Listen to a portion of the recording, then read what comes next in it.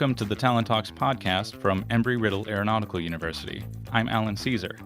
My guest today is Lisa Anderson, one of our Distinguished Alumni Award winners for 2021. For the past 10 years, she's been chief of the Commercial Air Travel Safety Unit at the United Nations Department of Safety and Security. She has a long history working in aviation and in industry groups and volunteering with a variety of organizations doing good around the world. She has 2 master's degrees from Embry-Riddle, one in aeronautical science in 1999 and one in business administration in 2003. I would like to add that the views that Lisa shares here today are her own and do not necessarily reflect the views of the United Nations. Lisa, thanks so much for joining us today. Thank you, Alan. That sounds fancy. So you're our first guest for season 3 of Talent Talks, and we put together a new format, which is a little bit of a cheesy rocket launch theme. So if you're ready, we're going to start with our pre-launch, and we're at T-4 questions. Ready. Okay. So you studied both at the Daytona Beach campus and through our worldwide campus at Nellis Air Force Base. What was your favorite place to spend time when you were a student, leisure time, not studying time? The first degree was at Nellis Air Force Base. Most of the guys, there's only 2 females in the entire class, and all of the other guys were a combination of, they were all pilots for the most part. So my favorite place to hang out was Nellis Air Force Base Club. There's an officers club that I could go to with the other students, and then there was just a regular club, and that was my favorite place to hang out because there's nothing else, and besides it's Vegas, so there's a lot of other places that we could get into a lot of trouble at. If I really wanted to study and reflect, I would go up to Red Rock Mountain. That was my favorite place in Vegas. And then in Daytona Beach, it's kind of a story. My favorite memory place is the Chart House, because one of the guys in our group, the executive MBA program, every single group, he took us to the Chart House and paid for it. And he was from the UAE. And he got to the point, the first time he went there, he would clap for the waiters to whenever he wanted something. And of course, we tried to explain to him, that that's not the way things work here in America. And we're not going to get waited on if you act like that. But he tipped very, very well. And so you can imagine by, 4th time there, as soon as we walked in, everyone would just run to whatever he needed because all of a sudden the clapping didn't matter because it equaled to high tips. So the Chart House has a good memory. I'm sure if anyone in Daytona Beach used to work at the Chart House, I'll remember him. That's funny. That's a pretty good connection to have, too. Yeah, we ate well. Is there a particular song that takes you back to your Embry-Riddle days whenever you hear it? Yeah, I had to think about this. There's a part of me that doesn't even want to say it because I don't like the guy whatsoever, but the song came out at that time and we didn't know about the guy. And so that song was I Believe I Can Fly by R. Kelly. Oh, sure. Yeah. I remember that song. Right. And that was one when I was at Nellis Air Force Base for the first masters. And I remember I played it over and over and over and over again because I was working on my master's and I was, working full time and I was doing my flight training all at the same time. And so that became like an encouraging song. And then later I find out, he had a good song at that one time. But in Daytona Beach, when I think about that, there's a country song that says just a swingin'. Oh, yeah? Yeah, and that's because our group at Daytona Beach at one time, I don't know if they still have it or not, I haven't been there for a while, but there's like this slingshot over the ocean. Yeah, that's still there. It's the same guy from the Chart House, from the UAE, and I wrote it, and he's up there screaming like a little girl.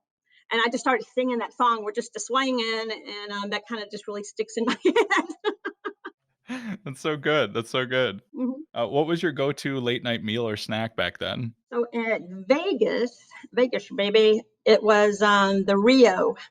That was a casino, and they had an around the world buffet. And at the time, that was the first one that had the around the world buffet. So you could go in there 24 hours a day, and you could have, Mongolian, or you could have, Chinese and Mexican, Indonesia, whatever. And that was my favorite place to go because people didn't argue about, I don't like it here.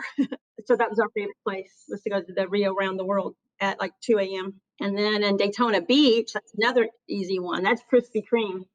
Oh, there you go. Yeah, that's fantastic. Yeah, we would always try to time it when it said hot now, because if the sign goes up that says hot now, Yeah. they gave away free donuts. Well, of course. You got to go in there for the hot free donuts. Yeah, so we would do that. We figured out what time it was hot now there, and we made sure that every time it was hot now, I think it's like at 3 in the morning maybe. two or three. Oh, wow, you were up late. I didn't sleep for like 5 years. So what, it's a miracle your memory works at all. Um, I know when I don't sleep much, I don't remember much either. What class or professor had the longest lasting impact on you personally or in your career? Yeah, that's Dr. Bijan Vasik. He's at Daytona Beach, and he is still very much a part of my life. If I ever have a question, with my current job role in aviation, if I'm thinking through something a little complex and I need to run it off somebody, kind of an if then scenario, I want to run it off someone with subject matter expertise. And so that's usually who I would go to. And then the other one would be Dr. Donna Rhodes. She was instrumental because I remember that after getting my master's at Nellis Air Force Base, I kind of had regret because I'm thinking, darn it, right out of high school, I could have joined the Air Force and I could have had the military pay for my pilot's license and I could have, maybe even gone to the Air Force Academy and blah, blah, blah, and that was something that kind of weighed on me, kind of like a missed opportunity. And she went to the Air Force Academy. And I remember she told me, she said they weren't ready for females then. Hmm. They just weren't ready at that point. And so I was very glad, to hear that because it's like, all right, well, I didn't miss a darn thing then. I missed probably a lot of drama, and that was helpful. All right. That wraps up our pre-launch questions. Are you ready for the ignition and the launch burn? All right, belting in. All right, thanks for playing along. There we go. So you grew up in rural Kentucky, and National Geographic magazines are what connected you to the sort of the outside world, for lack of a better term. I know Kentucky is part of the United States; it's not like totally remote. But is that what gave you the itch to see the world and travel, and then get your bachelor's in travel and tourism at Eastern Kentucky? That's exactly it. My dad was a professor at Campbellsville College in Campbellsville, Kentucky. He used to bring home National Geographic magazines from the library, old ones. And one brother used to use the maps that came inside of them, and he wallpapered almost his entire room in maps. And he's an expat. He has not lived in the United States. He's an international civil rights attorney. He works in law. He hasn't been a part of, he hasn't lived in the United States since 2003 or so. And so he did the Peace Corps. He really wanted to go overseas. That's what one brother did. And then for me, looking at all the pictures, I just knew that there was a world out there that I wanted to see. I wanted to see these people who are dressed this way and who are, tending sheep and living in houses like that. I really, really wanted to see that. And that's what told us that there was another world out there. And we were just encouraged to be inquisitive and we wanted to see the other world. Unfortunately for me back then, aviation wasn't anything that I really thought of because back then, in that area, the jobs were basically you could be a nurse, you could be a teacher, homemaker. I mean, it was very stereotypical. And so I thought the best way that I could travel that was accessible to me at that time was to be a truck driver. So I wanted to be a truck driver because that was the way I could travel. And then when I was 18, I was given a gift of going up in a hot air balloon by my aunt and uncle, Judy and Harry, and that changed everything. Now, all of a sudden, aviation has something that needs to be looked at. So at what point did you become a commercial pilot? Much, much, much, much later. So I funded 100% of my own education, undergrad and all my grad schools and my flight training. And so I've always had to work. And in doing that, when you're working, sometimes it's hard to figure out what can I really do what I want to do because if I have to afford it, I don't know how to make it all work. And so I learned about scholarships much later than I should have. I found out that the best way to earn a lot of money back then was working on a cruise ship.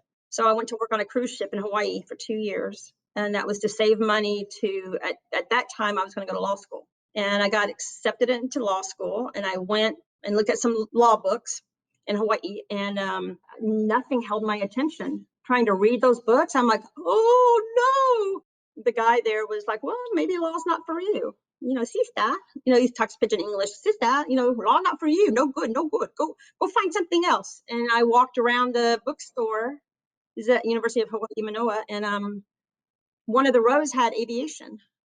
And I'm like, oh, yeah. So I sat down and I read almost an entire textbook in, a matter of a few hours because it was something that I liked and held my interest, and everything else went from there. Wow. So, did you get a chance to visit any of those places you read about in National Geographic? I have. I remember Somalia, and I remember a story about the bonobos. Mhm. Those are the most human-like primates, Yeah. and they are in DRC. So I've seen the bonobos, and I've been to DRC. Democratic Republic of Congo? Correct. Good job. Okay. All right. I do okay. I didn't read a whole lot of National Geographic, but I have a decent memory. Well, I mainly looked at the pictures. Fair enough. My brother's the one who read it, and that's why he's an expat. Now, so, about 10 years ago, you created the UN's, Commercial Air Travel Safety Unit. Can you help me out a little bit as far as, what's the scope of what you do and the sort of the reasons, that that unit exists? Yeah, I can tell you what's public information. The very first Secretary General that died in a plane crash was Dag Hammarskjöld, and I'm sure I'm slaughtering his last name. And he died in the 50s in a plane crash that still generates a lot of attention.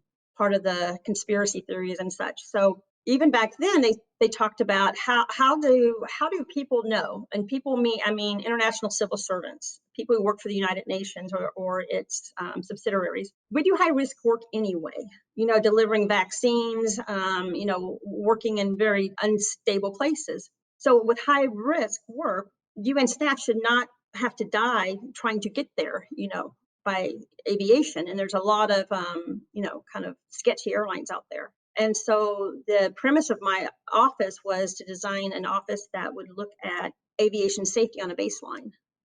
And how do we determine which airlines meet minimum safety criteria? And that's pretty much what I do and what I've been doing. And what I do is only for the UN. Okay, so you're issuing guidance for UN members, and diplomats and such for when they're traveling? No diplomats, that's not the UN. Oh, I'm sorry, my mistake. Yeah, only international civil, only for the agency funds and programs. So I work with about 140 focal points from, about 56 or so UN entities. Okay, And then I provide guidance, and then they in turn, you know, have decision making. yeah. Now, you also, have, history working at, the ICAO. I'm wondering how you ended up in a position where you had the opportunity to develop, this new division, in this, department of the UN. Yeah. So I've done just about every job in aviation except fly, fly the line. I flew corporate, but I never flew, scheduled airlines. So I was a consultant in Washington, D.C.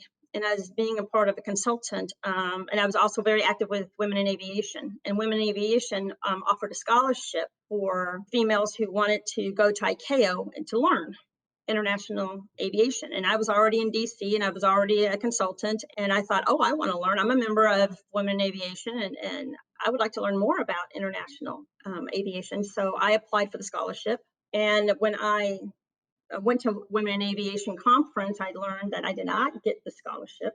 I was not selected because they selected students. But when I went to thank the lady from ICAO for what ICAO was doing, providing these wonderful scholarships and this wonderful opportunity to young women. She asked me if I would still like to be involved. And I said, well, yeah. And they said, well, you're already established. So you're not exactly what I want, but we can use you as free labor.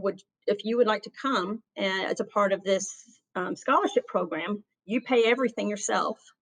We'll open the doors. We'll give you some projects to work on, and we'll be happy to support you and your interest. And so I said, yep. So I went there. I think I was there for about 3 months, and I helped them with a, developing their training section, which is now a really big section.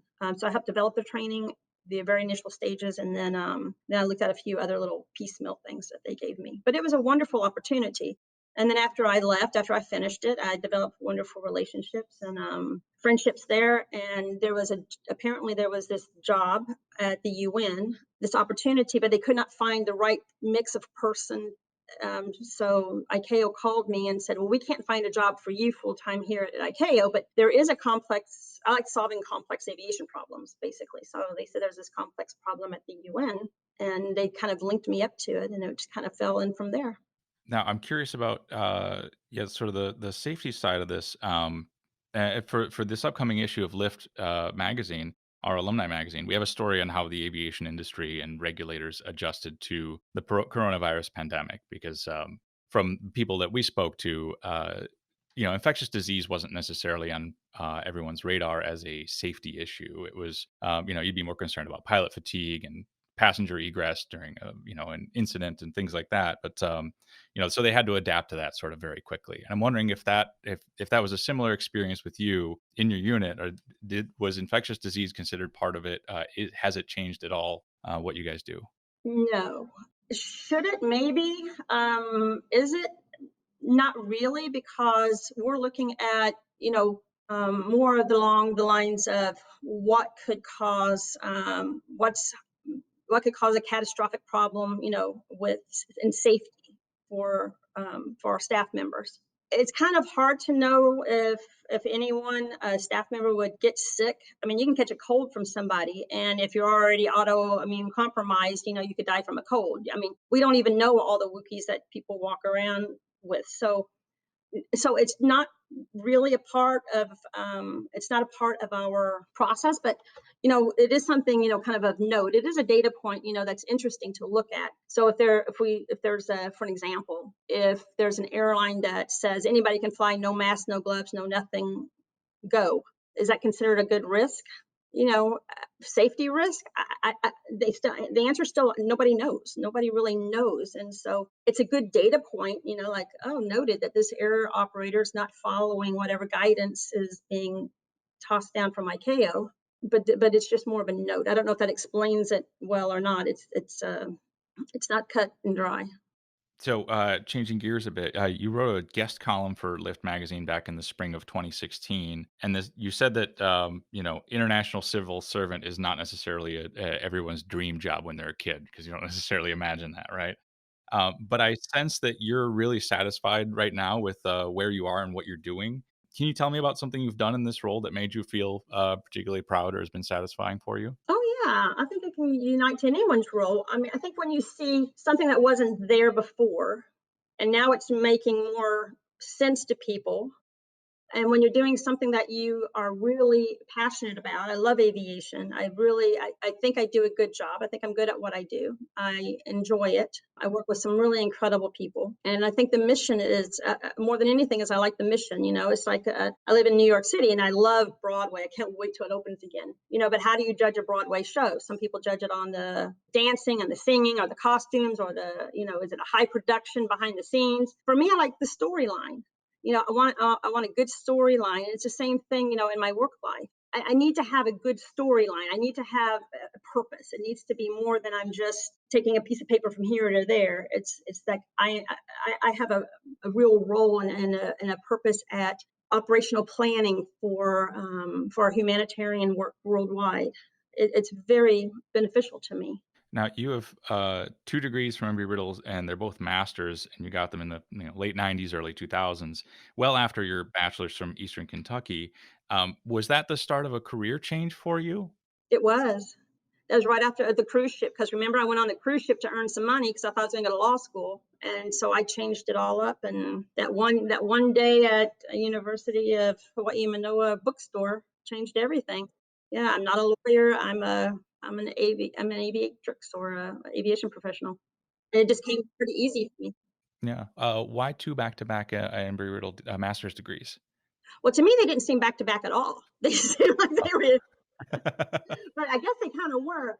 But it wasn't planned that way. So when I got the first master's degree, like I said, I did my flight training at the same time. Mhm. And then, right before I finished the master's degree, I finished the last few classes in, Eagleville, Colorado, and I had an internship at the airport there. And there I'd learned, altitude flying, mountain flying, and stuff. And I flew around there, and it was, a wonderful experience. But then I started a small, my mother got sick, and so I moved back to Kentucky and had a small business there. Emory Riddle had called me and said that there was this executive MBA program that they had been, working on, and they didn't have any women in the program, or very few women. They called to say, "Would you be interested if we had this. Could you make this happen?" And with scholarships and grants and et cetera, I was able to make it happen, and they made it happen, and the rest is history. I took a huge chance, and yeah, I got invited. Does Amy Riddle want to invite me to get a PhD? I'm not in charge of that, but I'm sure they'd be happy to have you. I don't mind going through the work. I just don't want to have to pay for another one. Um, Now, so you've spent a lot of time in your life volunteering with various organizations, including 13 years at the Make a Wish Foundation, 5 years with the Night to Shine and the Tim Tebow Foundation. You foster and rehabilitate stray cats for adoption. You sound like a saint. It's really fantastic. But what was the first experience that you had in a volunteer role that made you say to yourself, "I need to always make time for this"? So my one of my oldest and dearest friends, Patty, she had a sister. She was in Cincinnati, and she had a sister named Lisa. And Lisa died of leukemia. And right before she died, I guess I was probably 17 or 18 years old back then. And before she died, she went through the Make a Wish Foundation. They granted her and the whole family a wish, and I got to see what happened. So it wasn't that they granted a wish just for Lisa because she was sick. The wish was for the whole family. The whole family went, and it was an opportunity to refocus the whole family from Lisa's illness to its opportunity to be together as a family and have memories to talk about. So when Lisa said, I don't feel good," then they can change the topic to how she felt to, "Oh, you remember when Mickey or Minnie did this and this and this?" And I just saw how that whole experience just changed the whole focus, and it changed the family. And so it's not about giving a kid something, it's about refocusing and giving the family a new memory to get through the tough times with. So when I moved to Los Angeles, that's the first thing that I did is I signed up to be a wish granter with Make a Wish, and I ended up actually being a celebrity wish granter too. I met Tom Cruise and Mel Gibson and Oprah Winfrey. There's a whole bunch of different places because when a kid wants to meet the star, I would take the kid to meet the star, and then I would try to make sure because stars are, they're people too, and sometimes they have bad days or they have a lot going on. So I try to fill in the time to make sure that the kid's having a great time while the celebrity is doing whatever they need it to do. And I just remember the looks on their faces, and I remember, especially the little girl. Her name was Lisa too. When she met Tom Cruise, she just about hyperventilated and about fell over, and so now it's all about let's help her relax, and actually Tom Cruise was phenomenal with her. But after I saw this, I'm like, so volunteering, and because you're tying this into the bigger volunteer part. So volunteering is taking yourself out of yourself and then trying to give something to somebody else. And you don't even know what they need, right? But at least you're giving them an opportunity to refocus from whatever is going on in their life to having a new talk point, I guess. Does that make sense? Yeah, yeah. Um, Now you've also done some mentoring work with Embry Riddle students. Can you tell me a bit about um, what you've done and how you sort of helped some of them along? What mentorship means for you? Well, first of all, if I'm going to be a mentor, somebody has to ask me to. And I'm not taking any mentors right now or mentees. They have to ask me. And then what I try to do is not so much as being a counselor or trying to listen to, their difficult stories. How do you get past this? Keep them focused on the real goal, keep them focused, making sure that especially if they're in college, look at your classes. How does that help you in the real world? Because remember when you're in high school, you're like, when am I ever going to use fractions, right? Right, right. Yeah, well, you use them every day in cooking. Every cookbook has fractions, right? And so it's about, so part of the mentoring is, especially if I'm in this industry, is how do you tie that into and having the conversations about tying it into, what your ultimate goals are. And so with the mentoring piece, it's also trying to teach them like being careful on social media, that lives forever. When you start to negotiate for a job, you don't let someone else determine your value. Part of your interview process is providing the value that you are going to provide to somebody else. A lot of times they just want to say, "Oh, well, you're a new student. We're taking a big risk on you." Well, maybe so, but here's what you're getting. And then you can go back through your successes and what your individual and your unique talents are. Now, I noticed that several organizations that you've worked with are centered around and you've hinted at this a little bit, centered around supporting women specifically, like Women in Aviation International, the Dream Store initiative that inspires girls to go into STEM fields. I know that women are vastly underrepresented in a lot of these fields, and these are great things that you're doing. What is it that pulls you to these kinds of organizations and causes and supporting women in them? Well, I have all brothers, and I I grew up with more guy friends, I guess, than girlfriends. So I've always worked kind of in a male dominated industry. Women tend to limit themselves more than they should, and we get paid less. We get, the harassment can be a little bit different. You've got the old boys club. The treatment of women has always been, it's kind of hit or miss depending on what your, I hate to say socioeconomic state is, but sometimes it is that. How do you defend yourself as an intellect or as an individual and not just your gender? That's why I like to work with the women because, one thing's important is like, like I've faced every negative thing that I think a woman can face, working in an all male world. But what's important is that I determine, not anybody else, I determine when it's too much, or I determine if it's harassment. I decide if this is wrong or not. Because a lot of times I can say, that's just a guy being a stupid guy, a guy being a jerk or whatever. A lot of things, I can just let it roll off. But when I say, no, this is a problem for me, then it is, and indeed, this is a problem. This is not just, I didn't like the way he treated me this one time. This is something that I'm going to be very passionate about. I'll follow through with this one. A lot of women, they're either afraid or they don't want the repercussions. I don't want to be labeled as a problem employee, or, I don't want the publicity, or, some people, sometimes it's so much easier just to walk away from a negative situation. And there are times when, yeah, please walk away, just walk away. It's not worth the time. And there are other times when it's like, no, this is something that needs to be changed because it can lead to changing a culture. It's not just one bad thing. This is something that has got deeper roots to it, and trying to figure out what that is something that I think every woman has to find out for themselves. And that's one thing I like to work with females. You determine your own value. You don't let anyone else. So, like if you're a female, a young girl in DRC, and they don't want girls to go to school, but you want to learn, you should be able to determine if you can learn or not. You should be able to determine if you should have that right, and at what point, and how you should go about, fighting for that is important. When you do take on mentees, do you primarily choose women? Always. I mean, I'll talk to guys. I mean, I've got nephews, and I'll be happy to. I think they'll tell you, I'll be happy to give you advice anytime. That's a problem with a consultant. I've been a consultant now for so long, and a lot of the work that I do is kind of consulting because I provide advice and guidance. Whether you take it or not is, that's a business decision. That gets a little rocky there. Sometimes you have to. Sometimes people don't want your advice, so you just want to have a regular conversation.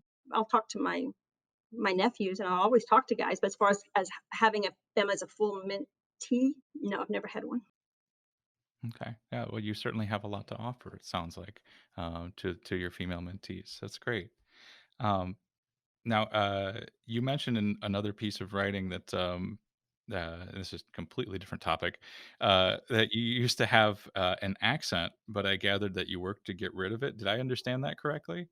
Yes. So when I moved to Los Angeles, I got a job as a purchasing manager in an aerospace group, and then the head of the company, the owner of the company, wasn't there when they hired me. And when he came back, he was this big guy from New York, and I noticed when I talked, he kind of like made this face, and my accent to him was like nails on a chalkboard. He could not stand a really thick Southern drawl, and so he wanted me to take diction classes. So, and he said it was more for my own protection too, because I was smarter than I sounded, and he just couldn't get past that folksy, that Southern drawl. If I'm really tired or talk to my brother for I can bring it back. But but I did work hard, and I think he had my best interest in mind. I really do. I think he had my best interest in mind, and I worked to try to just be more cognizant, I guess, mindful of my speech, because Southern accents kind of lazy speech. You're like dragging words out, and you're slowing it down, making syllables for everything.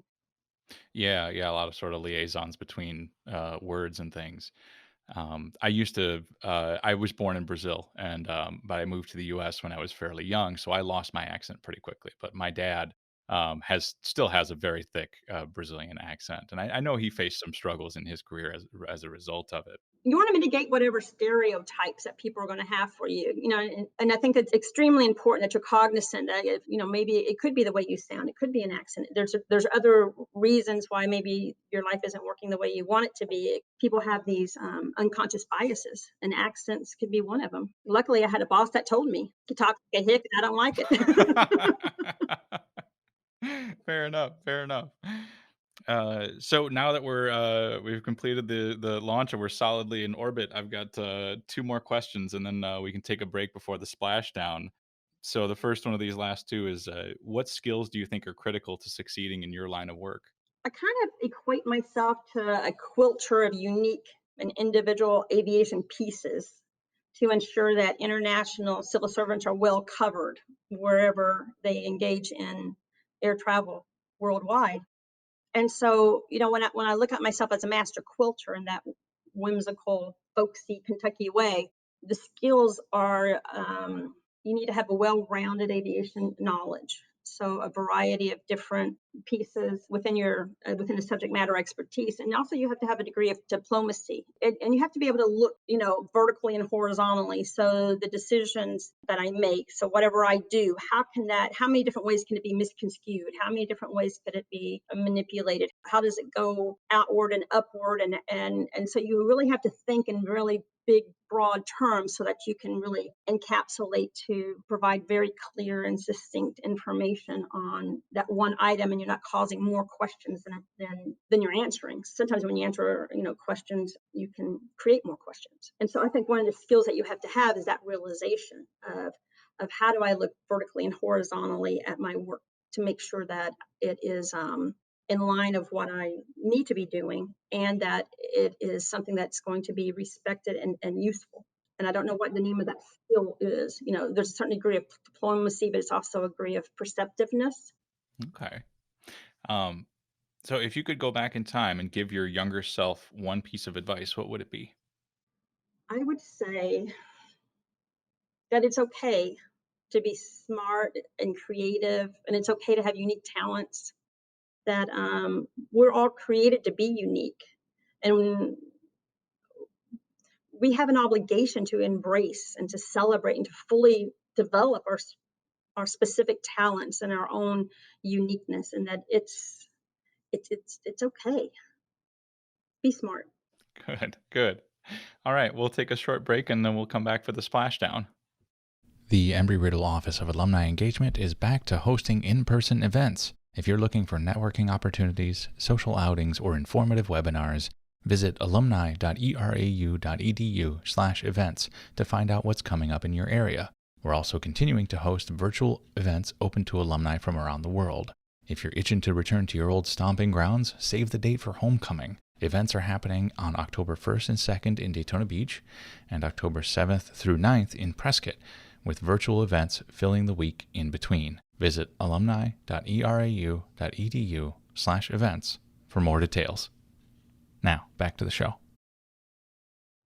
All right, now it's time for our 5 splashdown questions. You're a licensed commercial pilot, so if you could fly any plane ever made to any destination, what would it be? Oh my goodness gracious. Any plane ever made, it would be a STOL aircraft, short takeoff and landing, and I'd want to fly in Bhutan. All right, all right.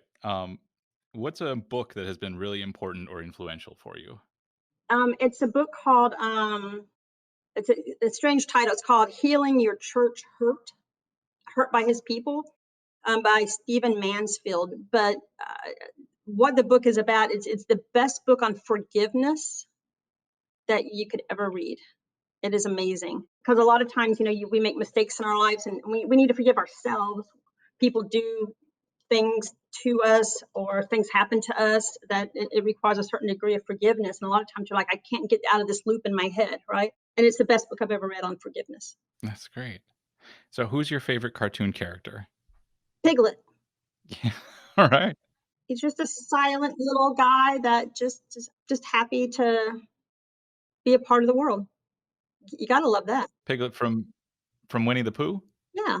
Yeah, yeah, right on. Okay, just making sure I'm picturing the right guy.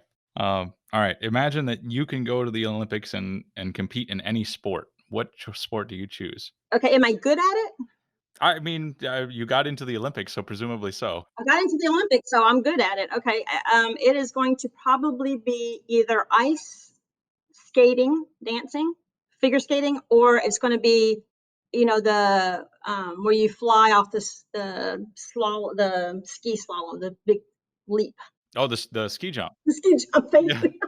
that's terrifying. I think I would only do that if I had a parachute. All right. If you could live for a week as any person in history, who would it be? Shirley Temple Black. She got to sing and dance and be on TV and movies, and then she became an ambassador. She she's done some amazing things. Or Lucille Ball, Oh, yeah. because I like that kind of physical comedy. Yeah, that's absolutely great. Yeah, I would do that until I got too bruised up, and then I'd be done. There you go. There you go. All right. Well, thanks very much, Lisa, for joining us for the Talent Talks podcast. And congratulations again on earning the Distinguished Alumni Award from Embry Riddle this year. Well, thank you. I didn't know I earned it. I think I was just handed it. I'm shocked, and I'm very grateful. Thank you. Thank you, and thank you, Embry Riddle. All right.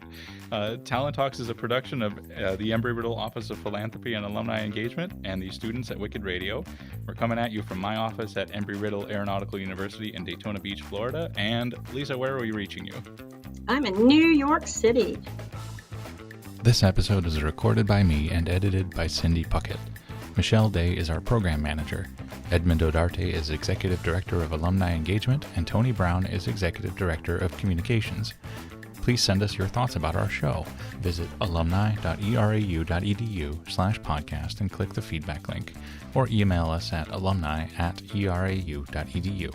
I read all your messages. Thanks for downloading us. We'll see you next time.